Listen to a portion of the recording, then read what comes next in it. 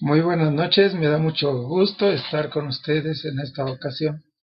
Estaré por algunos miércoles y estaré platicando con ustedes primero de las bienaventuranzas como se encuentran en el Sermón del Monte en Mateo capítulo 5.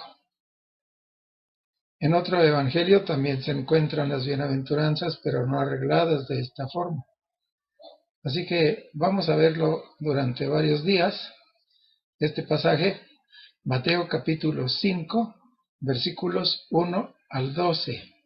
De una vez voy a hacerles la invitación para que memoricen estas bienaventuranzas.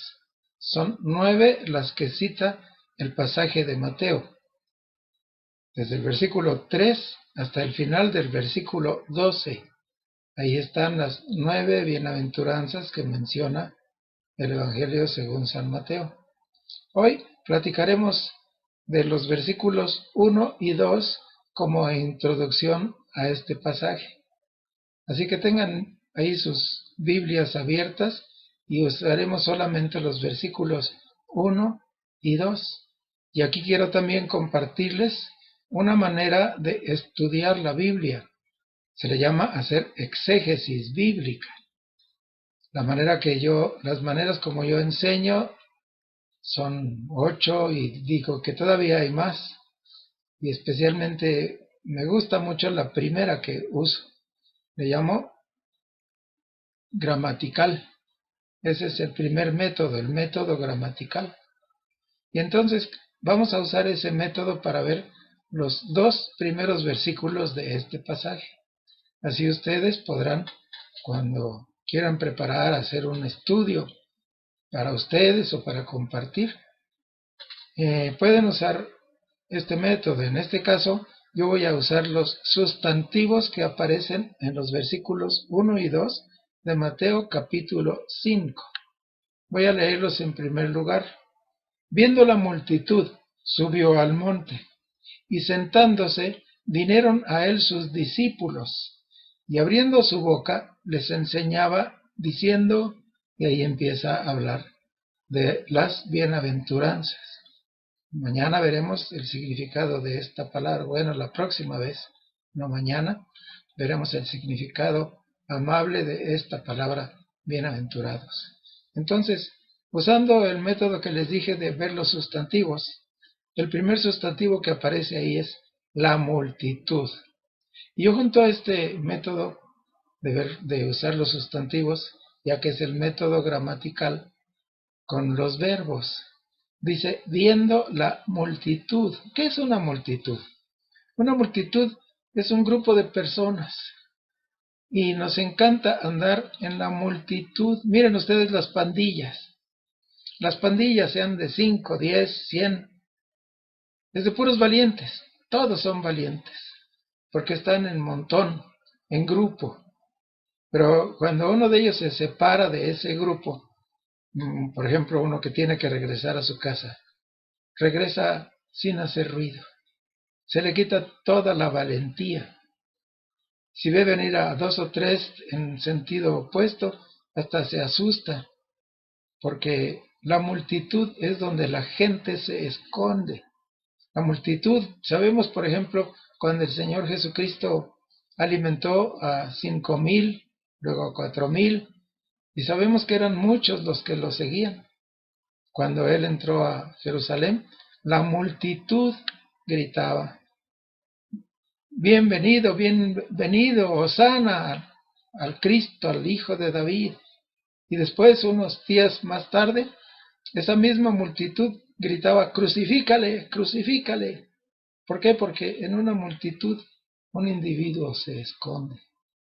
Así que multitud aquí es eso. ¿Cuántos serían?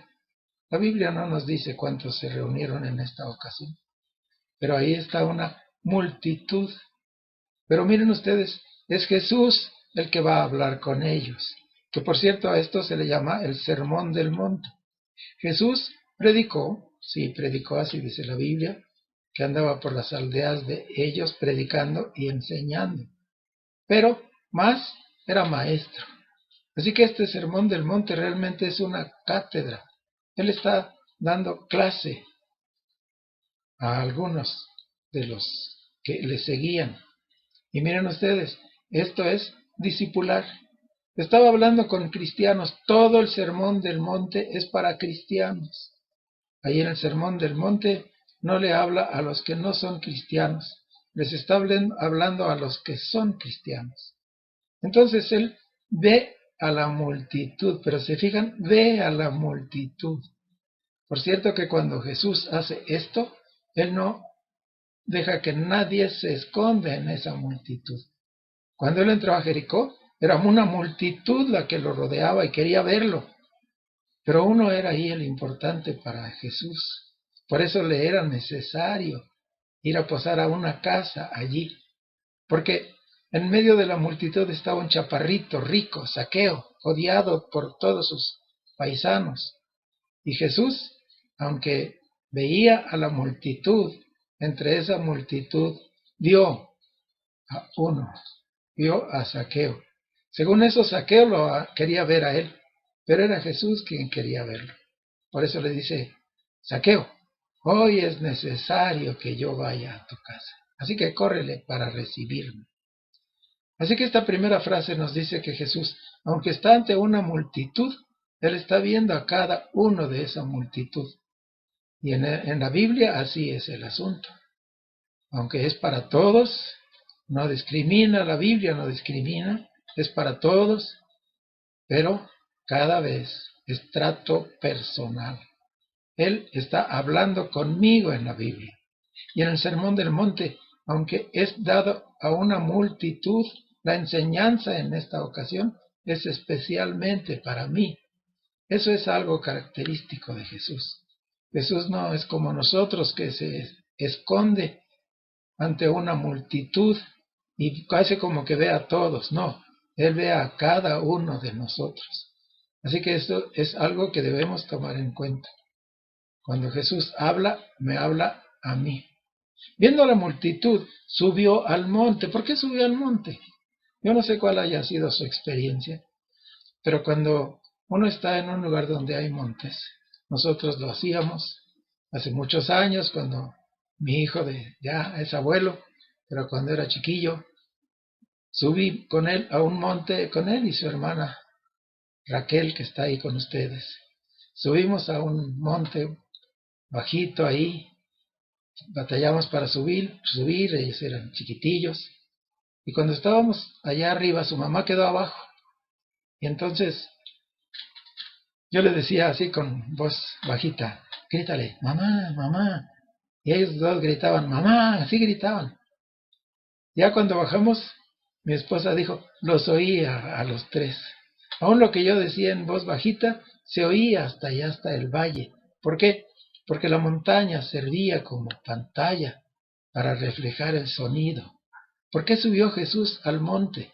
Porque aunque esta es una enseñanza para sus discípulos, lo vamos a ver ahorita, aunque esta es una enseñanza para los cristianos, es bueno que la oigan los demás, que los demás escuchen lo que Jesús enseña, aunque esta enseñanza sea particularmente para sus discípulos. Y esto nos dice todavía otra cosita. Nos dice que si nosotros somos discípulos de Jesús y enseñamos o recibimos la enseñanza, tenemos que enseñar, compartir esa enseñanza con los que nos rodean. Así que por eso subió al monte, para que todos escucharan las enseñanzas, aunque eran enseñanzas particulares para sus discípulos, era también para que los demás escucharan, tal vez para que vieran lo que podían obtener si se hacían sus discípulos. Viendo la multitud, subió al monte, y sentándose es el siguiente verbo. Aquí no hay sustantivo, entonces debo corregir, ¿verdad? Estoy usando los verbos. Vio a la multitud, subió al monte y se sentó. Sentarse era en aquellos tiempos la indicación de que el maestro iba a enseñar. Eso era la indicación. Si el maestro se sentaba, quería decir a los alumnos, estén listos, porque voy a empezar mi enseñanza. Así que él toma la posición de maestro. Él dice que no llamemos padre a ninguno, ni maestro, porque uno es nuestro Padre, Dios, y uno es nuestro Maestro, el Cristo. Entonces, él toma aquí la posición de maestro, y ese texto que cité pone maestro con mayúscula. Es decir, uno es nuestro maestro con mayúscula. Él ha dado ministerio de maestros a muchos hermanos, pero él es el maestro. Y el maestro de maestros es él y el Espíritu Santo. Por eso la carta de Juan dice, ustedes no tienen necesidad de que nadie les enseñe. ¿Por qué? Porque tienen la unción del Santo, la presencia del Maestro de maestros. Así que él toma la posición de maestro. Tenemos que escucharle con atención. Tenemos que poner nuestro oído atento, nuestro corazón abierto, nuestros ojos viendo al Maestro. Eso es lo que quiere decir aquí sentándose. Y viendo la multitud, subió al monte, y sentándose, la frase que sigue es, vinieron a él sus discípulos. ¿Se fijan? La enseñanza, aunque toda la multitud escuchó la enseñanza de Jesús, cuando menos 120 de los que seguían a Jesús y que lo siguieron hasta el final, son llamados sus discípulos. Y estos discípulos vinieron a Jesús y se acomodaron alrededor de donde él estaba sentado. Y esto nos habla de la actitud que debemos tener nosotros. Cada vez que Jesús habla, y nos habla en primer lugar a través de la palabra. Yo les digo, si quieren escuchar la voz de Dios, lean su Biblia. Si la quieren escuchar audible con sus oídos, no va a venir a hablarles aquí. Pero lean ustedes abriendo su boca, que se oiga su voz también, o pídanle a un pariente que les lea. Esa es la palabra de Dios audible, es la Biblia. Y la Biblia, cuando alguien nos la lee o nosotros la leemos en voz alta, no necesitamos escuchar vocecitas ni ver lucesotas.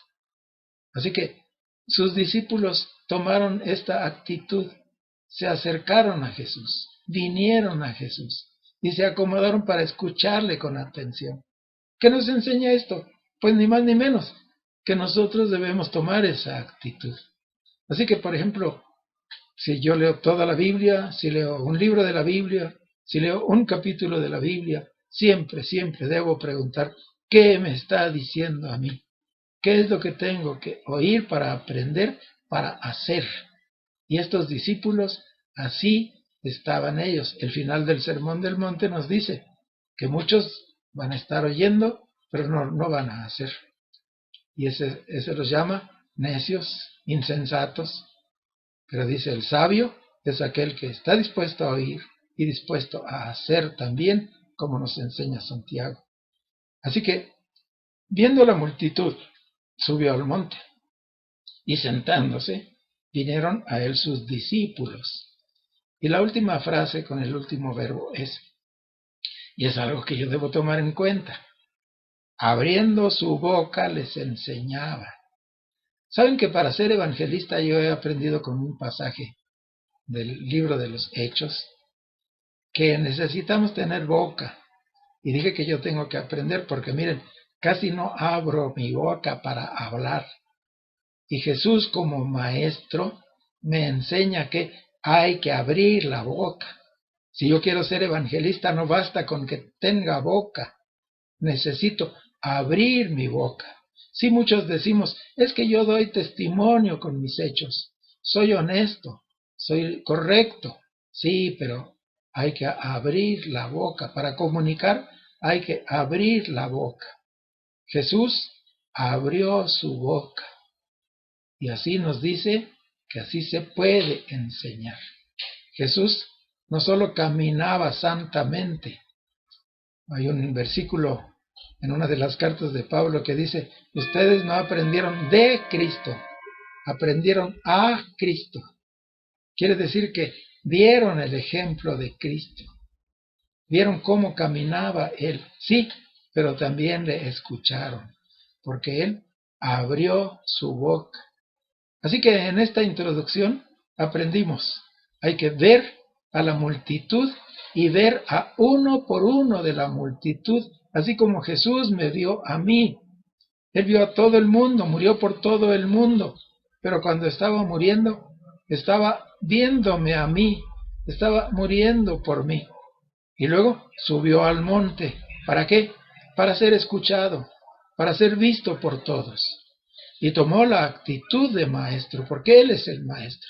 Se sentó, dijo, yo soy el maestro. Estén atentos para oírme.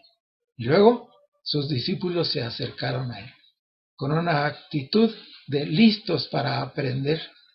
¿Qué quieres que nosotros escuchemos? Y por último, Jesús abrió su boca.